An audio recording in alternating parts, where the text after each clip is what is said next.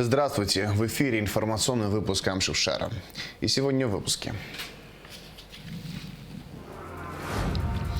Президенту Абхазии Аслану Бжане представили проект генеральной схемы газификации республики. К столетию создания СССР в медиа-центре «Спутник Абхазия» прошел видеомост, участники которого обсудили значение советизации в истории Абхазии. При Сухумском пивоваренном заводе открылся гастробар «Маяк», где можно попробовать не только качественные напитки, но и изысканную авторскую кухню.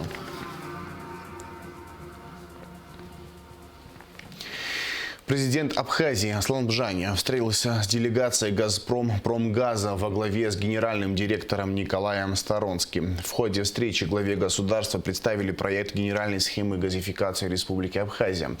Проект был разработан в рамках реализации договора, подписанного между Министерством экономики Абхазии и «Газпром-Промгазом». В соответствии с договором срок проведения всех работ составлял 1 год.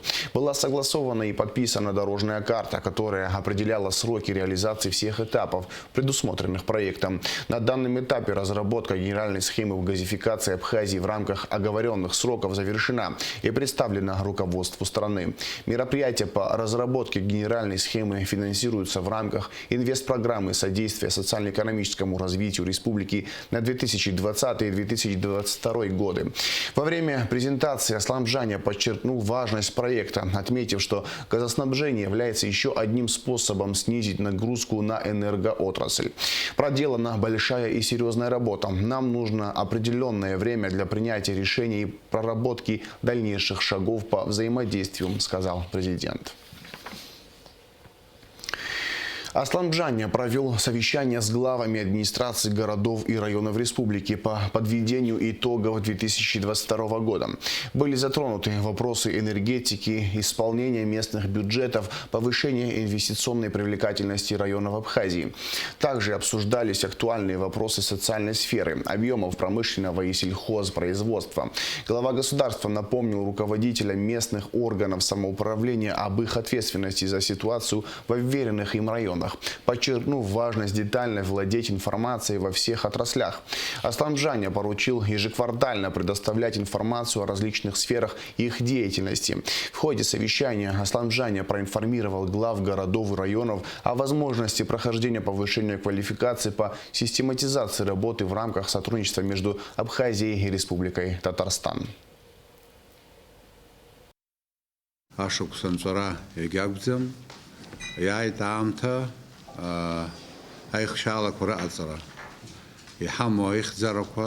يحلشز проблема коридзбера, يحلمشز проблема ко инханико, урт разнейша айчкара.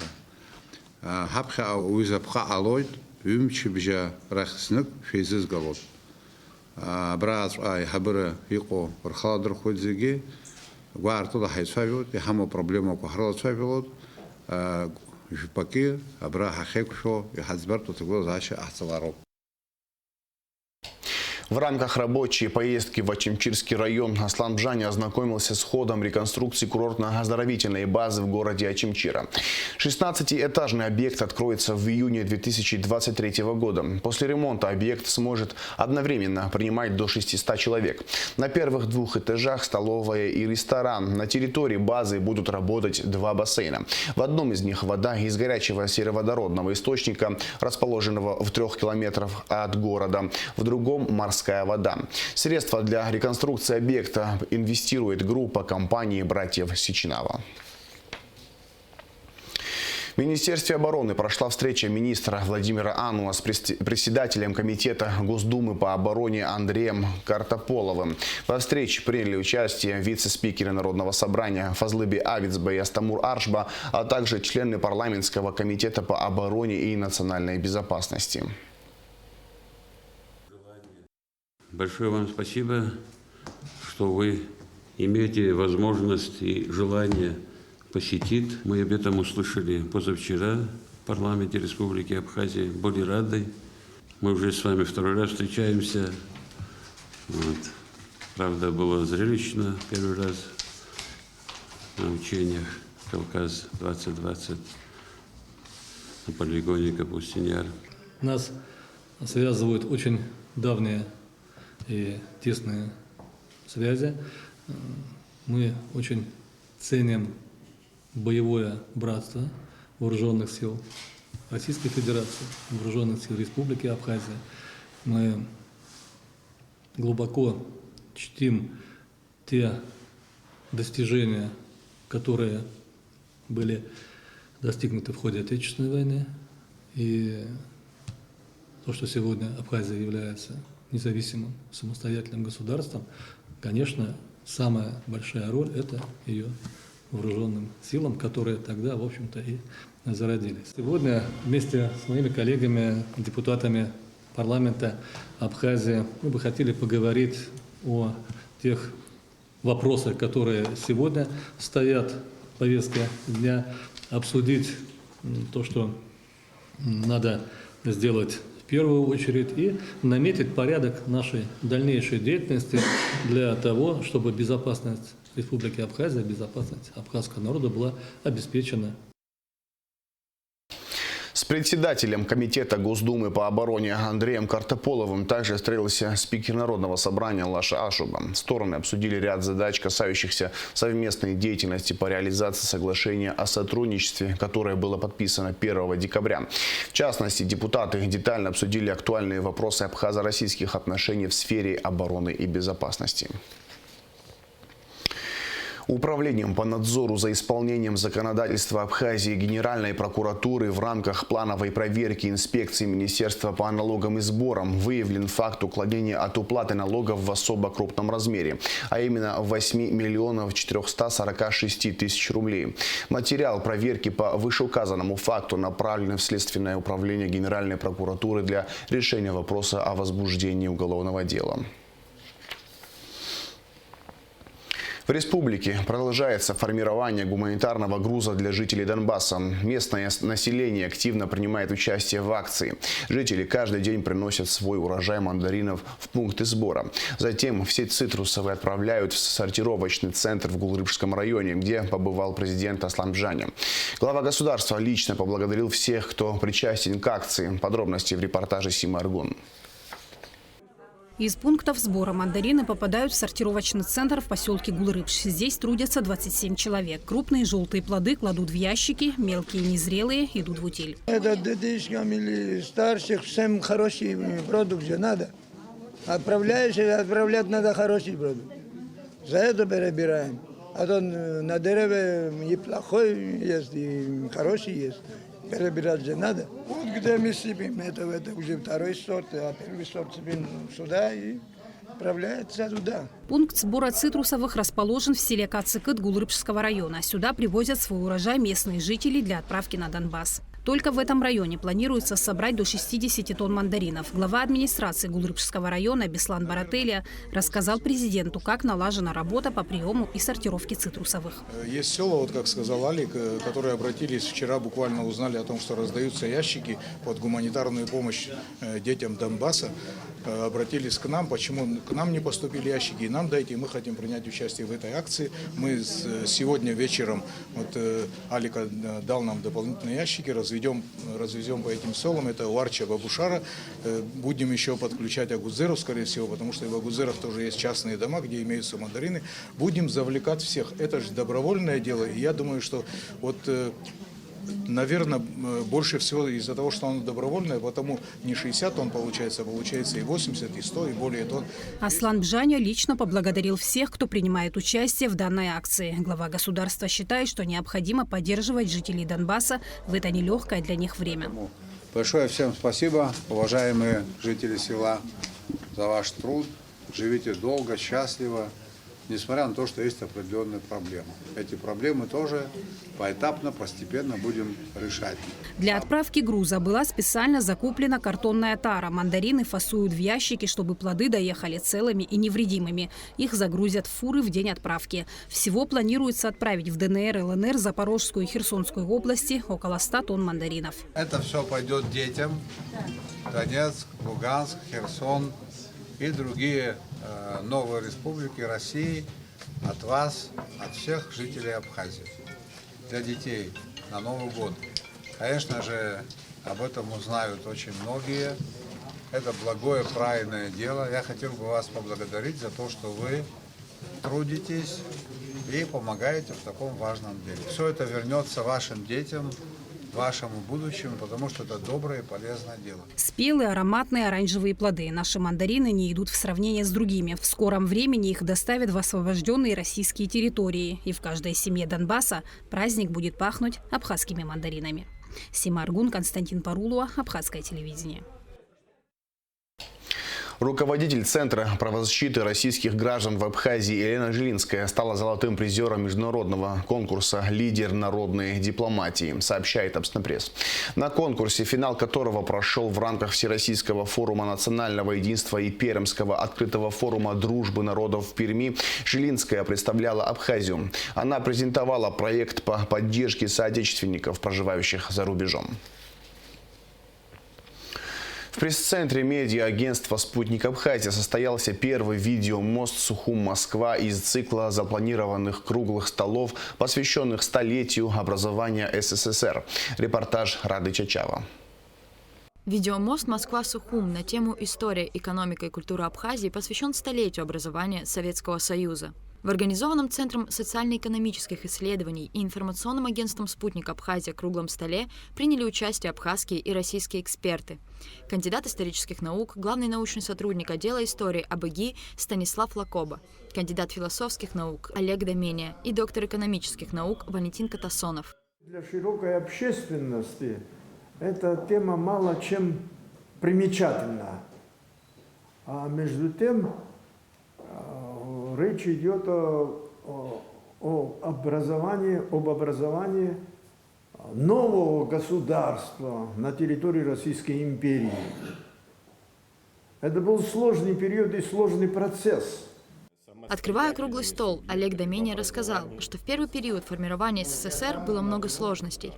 Что касается темы советизации Абхазии, то она не только крайне интересная, но и крайне важная с исторической точки зрения. Накануне этого события, накануне Октябрьской революции, Февральской революции, Абхазия вообще на политической карте не значилась.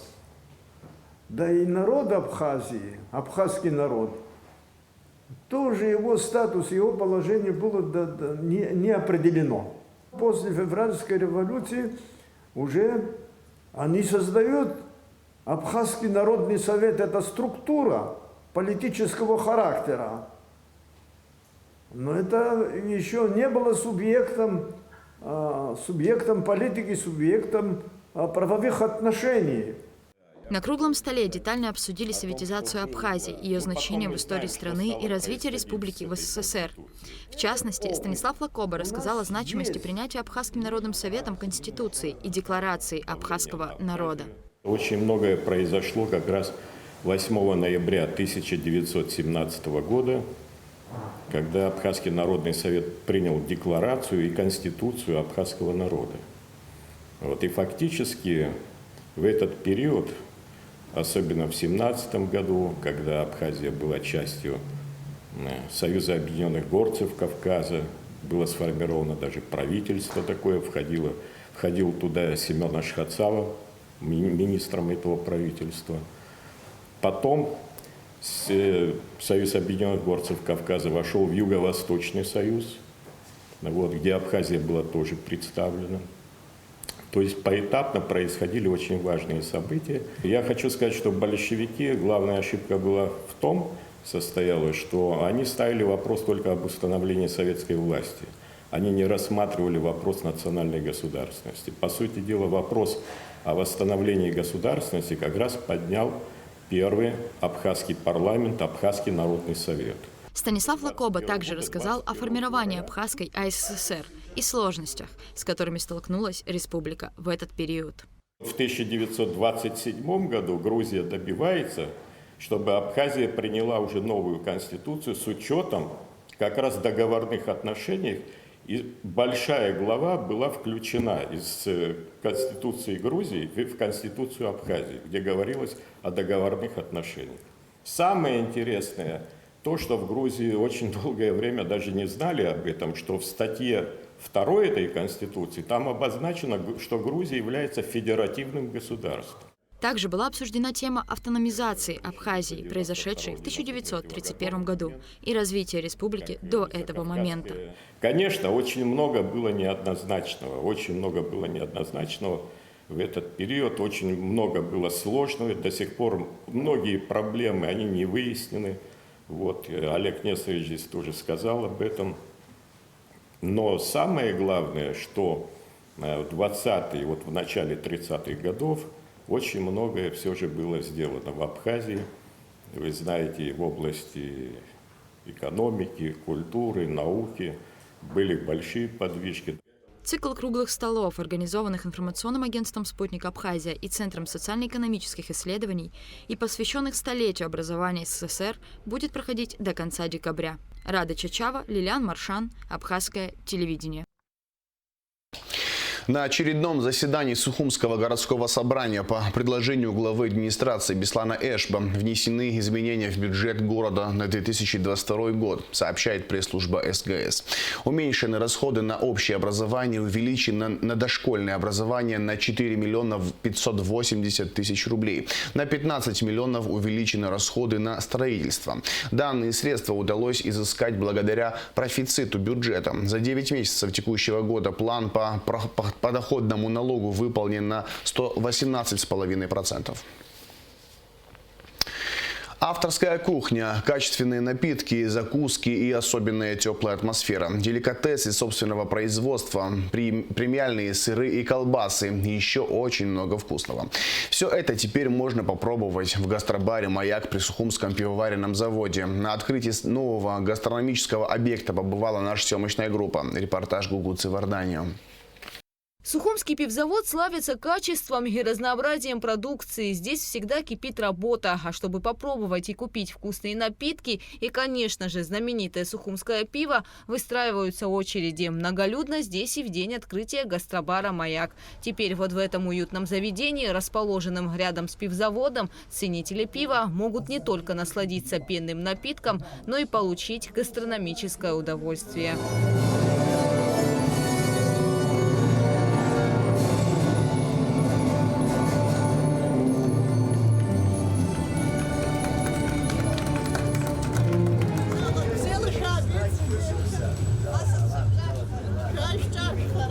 Меню гастробара – это концепция уникальной авторской кухни, сочетание напитков, закусок и особой теплой атмосферы. Здесь можно попробовать деликатесы собственного производства, премиальные сыры, колбасы, различные морепродукты, например, рыбу, раков, креветки, азиатские и баварские салаты, королевскую шубу с лососем.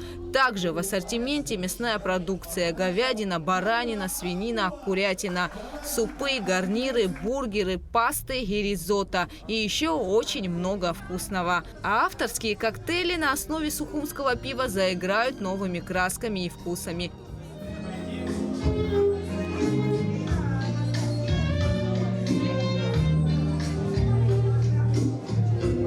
Коллектив пивзавода очень дружный, трудолюбивый и квалифицированный. Перед открытием все сотрудники переживали, готовились. Ведь это большая ответственность. Мы уже давно ждали этого момента. И, наконец, Самра Григорьевна сегодня, как вы знаете, открыла ресторан.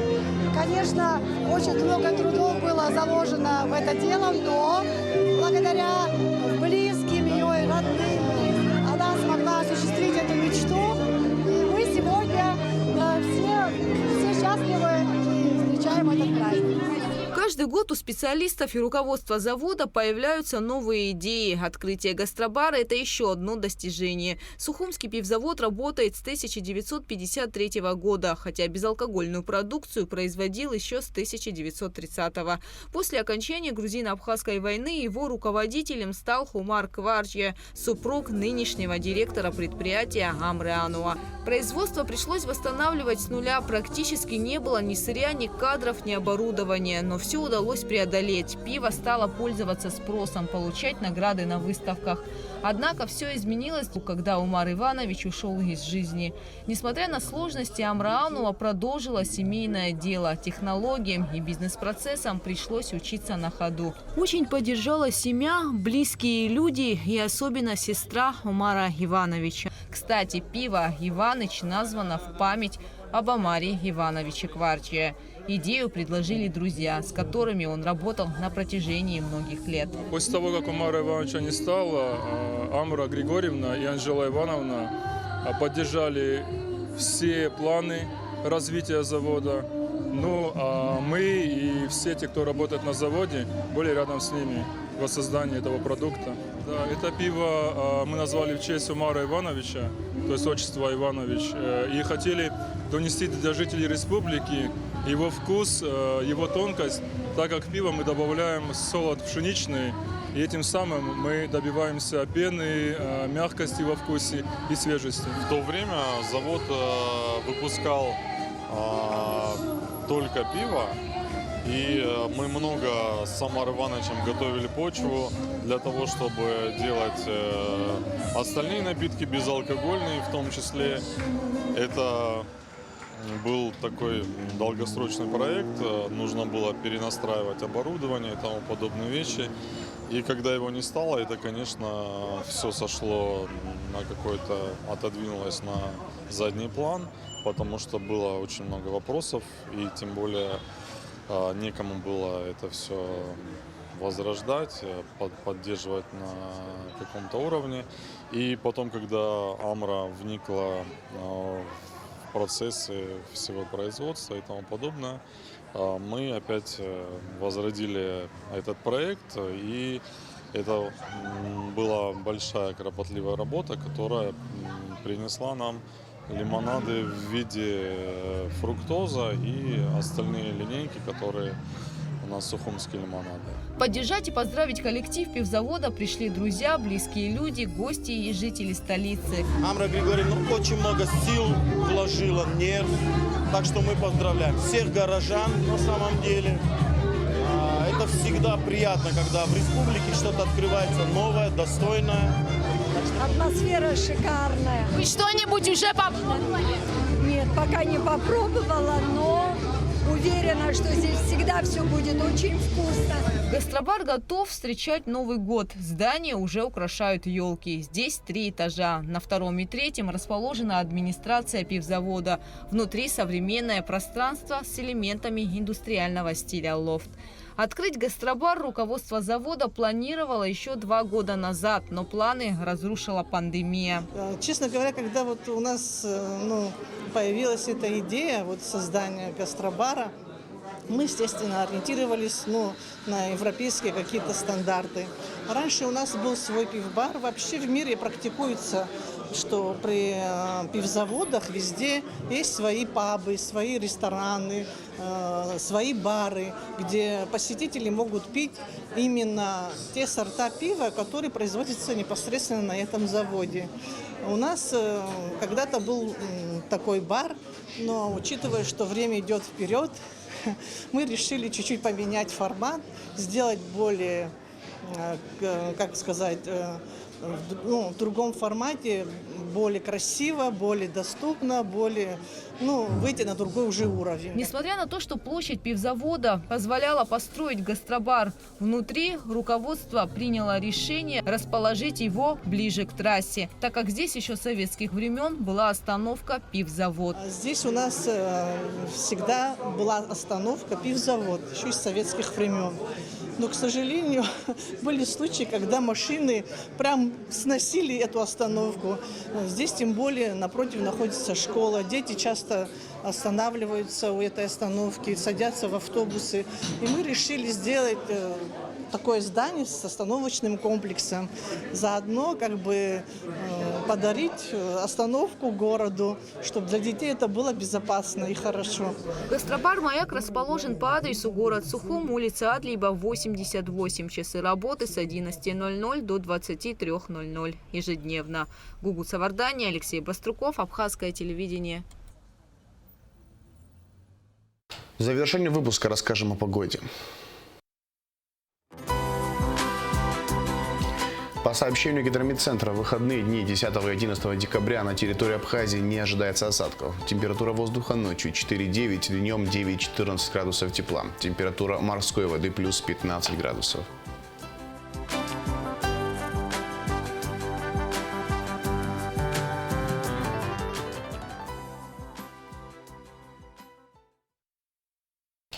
На этом информационный выпуск «Амшикшара» подошел к концу. Всего хорошего. До свидания.